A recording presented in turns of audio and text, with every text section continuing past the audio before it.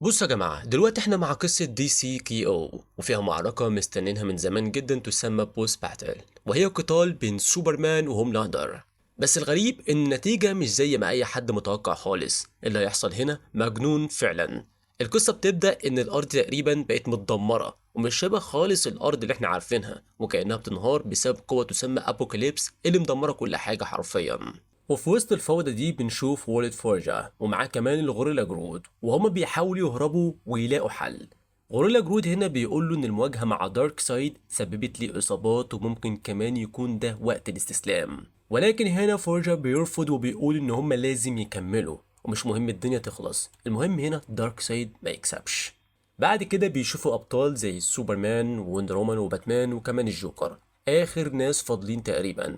وفي نفس الوقت في نسخ اقوى او خلينا نقول مظلمه منهم بيجهزوا للقتال ضد دارك سايد. وهنا بقى وولد فورجا بيوقف المعركه دي فجاه وبيجمد كل حاجه حرفيا، وبيقول هنا ان اي محاوله قتل دلوقتي هتبوظ كل الخطه. فالجوكر بيقترح حل مجنون انه يخلص عليهم بسرعه، بس بيتمنع فورا. وبعدين بيشرح ليهم ان النسخ التانية دي جاية من عالم طاقته اقوى بكتير، فمش هيقدروا يهزموهم دلوقتي. عشان كده وولف فورجا بيقرر حاجة غريبة جدا، يرجع مقاتلين قدام اتغلبوا قبل كده زي مثلا بلاك لايتنج وكمان بلاستيك مان وغيرهم، علشان خاطر يساعدوا في المعركة دي. وبعدها بيقول لهم يدخلوا بوابات شقوق بتحصل في الواقع ويقاتلوا أبطال من عوالم مختلفة، وكل مرة يكسبوا فيها طاقة تسمى أوميجا بتتجمع علشان خاطر تقوي الفريق النهائي. وفي اللحظة دي بقى كل واحد بيتبعت لعالم مختلف.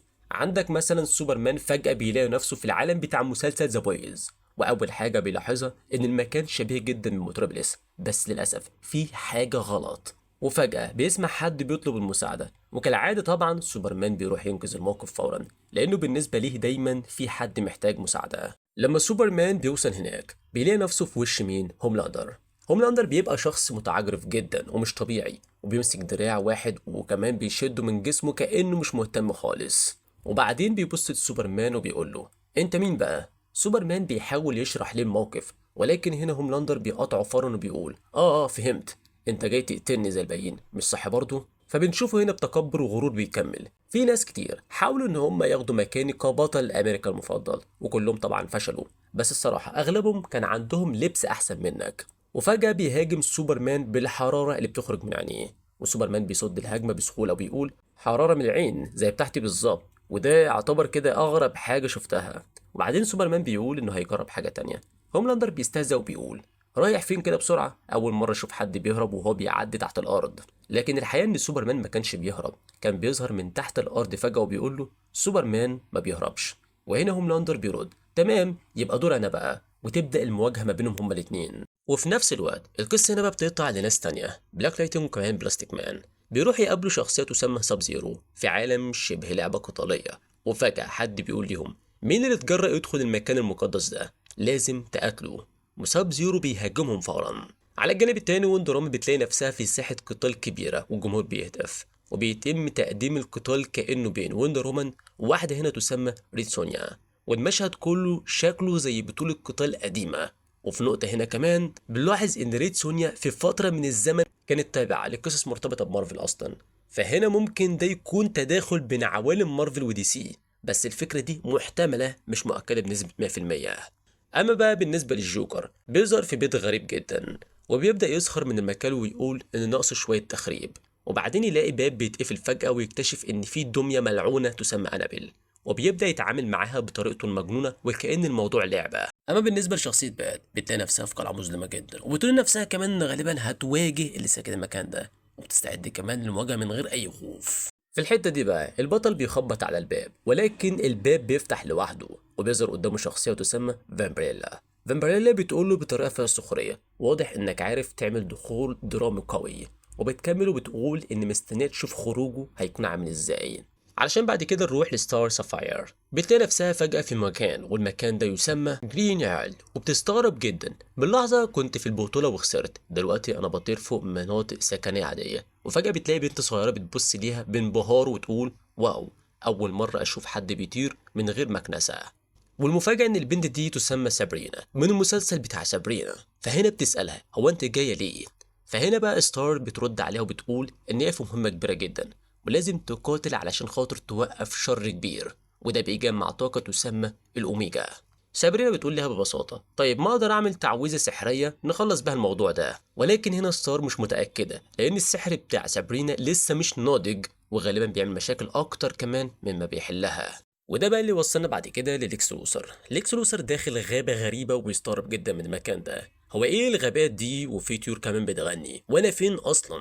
وفجأة بيلاقي قدامه حاجة مرعبة جدا، دب ماسك سكينة جزار، والدب ده هو شخصية تسمى سامانثا سترونج من قصة تسمى تحت الأشجار. القصة بتاعتها إن العالم كله حيوانات شبيهة بالبشر، لكن هي في السر قاتلة متسلسلة بتقتل الناس وتخبي الجرائم بتاعتها. ولما تشوف ليكس لوثر بتقول له ببرود مش عارفة انت مين، بس حاول تفضل ثابت علشان الموت هيبقى أقل ألم. ليكس لوثر بيكون مرعوب جدا لأن أول مرة في حياته يشوف حاجة بالشكل ده، وبيحاول يهرب وبيقول لنفسه لازم أخرج من هنا، وبيستخدم درعه ويدفعها بعيد، لكن المشكلة إن هي بتختفي فجأة كأنها بتتحرك أسرع منه. كمان ليكس بيكمل وبيقول انت رحت فين يا مخلوق انت؟ لكن فجأة سامانثا سترونج بترد عليه انا اسمي سامانثا وانا هنا، وفجأة بتهجم عليه تاني بسرعة. بنرجع بقى المورتال كومبات، ساب زيرو بيستخدم ضربة تلج قوية جدا ويعتبر كده هجوم تجميد، وشانج هنا بيقول حاجة زي أخيرا كأنه إعلان نهاية القتال. لكن المفاجأة إن بلاستيك مان وكمان بلاك لسه عايشين. بلاستيك مان هنا بيقول له بهزار كويس إن لفتنا حوالين نفسي قبل ما راجل التلج يرمي علينا كراته السحرية، ويقصد بيها طبعا هجوم ساب زيرو التلجي بشكل ساخر. وبلاك لايتنج بيرد عليه انا متشكر جدا ليك بس مش عاوز اقرب منك كده تاني يعني عشان خاطر برضه الناس ايه ما يفهمناش غلط.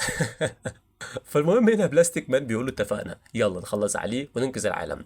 وبالفعل بيهاجموا فعلا على ساب زيرو مع بعض وبيهزموه بسرعه جدا بضربتين بس، وبعد ما يخلصوا بيبقوا مبسوطين جدا وبيقولوا احنا جامدين جدا، وبيفكروا ان هم عاوزين قصه كوميديه عن فريقهم لانهم شغالين كويس جدا مع بعض. لكن فجأة بيحسوا إن في حاجة غلط وبيظهر لهم بعد كده سكوربيون وبيقول كمان اختبر قوتك.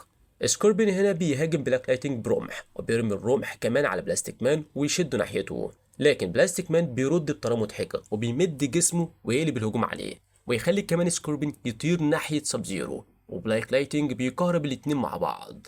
اما بقى بالنسبه لوندر وومن لما بنرجع عليها تاني بانها بتواجه فعلا ريد سونيا في قتال قوي جدا. وندر وومن بتقول ان هي مقاتله قويه زي اقوى الامازون عندها، وريد سونيا بترد عليها ان هي مقاتله ممتازه لكن لازم تكون اقوى علشان خاطر تعيش في عالم الرجاله.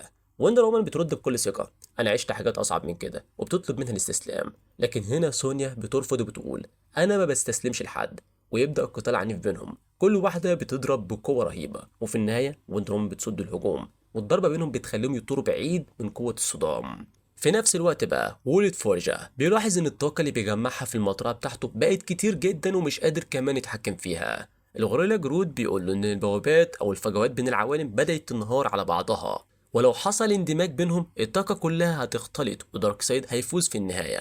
الجوكر هنا بنشوف ان هو لسه بيتكلم مع دمية انابيل وكانه بيهزر معاها وبيقول ان هي مضحكه زي القصص بتاعته، لكن بيزعل وبيقول انا المفروض الوحيد اللي يكون مضحك هنا، وفجاه بيكسر فنجان الشاي على الطاوله ويحاول يهاجم الدميه ويطعنها بقطعه من الزجاج، علشان بعد كده بقى مفاجاه سوبرمان وهوملاندر بيكسروا السقف ويدخلوا بعنف وسط الاحداث دي. الجوكر بيشوفهم وبيقول بسخريه يا سلام ضيوف حفله الشاي جايين يخربوا الجو عليا، قلة ذوق الصراحة وكنت لسه هكمل حلاوتي. وبيدور على دمية أنابيل وبيقول فين الدمية الملعونة دي، وفعلا الدمية بتظهر قدامه كأنها بتتحرك علشان نشوف مواجهة سوبرمان وهوملاندر. هوملاندر بيبدأ يتنمر على سوبرمان وبيقول كنت فاكر إنك هتكون تحدي شكلك مش قد كده، وبيحاول فعلا يضربه بضربة راس، لكن سوبرمان بيرد بكل ثقة انت لازم تيجي اقوى من كده، ويبدا القتال بينهم. وفي الخلفيه الجوكر ماسك دميه انابيل وحرفيا بيهزها وهو مجنون وبيقول انا حرفيا شفتها الدميه دي بتتحرك فعلا.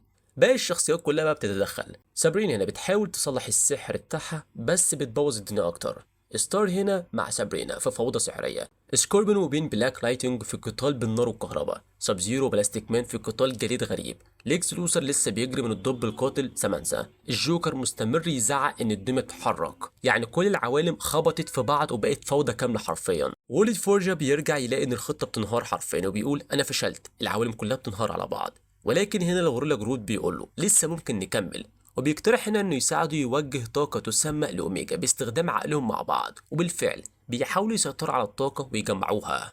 فالنهاية المؤقتة هنا بقى كل الشخصيات اللي اتسحبت من العوالم بتاعتها بيرجعوا تاني، واللي كان بيقاتل بيتم استخدامه كجزء من طاقة ضخمة. هوملاندر بيقوم يقول مش همشي غير لما اخلص على سوبرمان، لكن في النهاية بيتسحب غصب عنه. الفريق النهائي هنا ان دلوقتي بقى فيه 4 فقط، سوبرمان، وندر وومن، ليكس لوثر، والجوكر.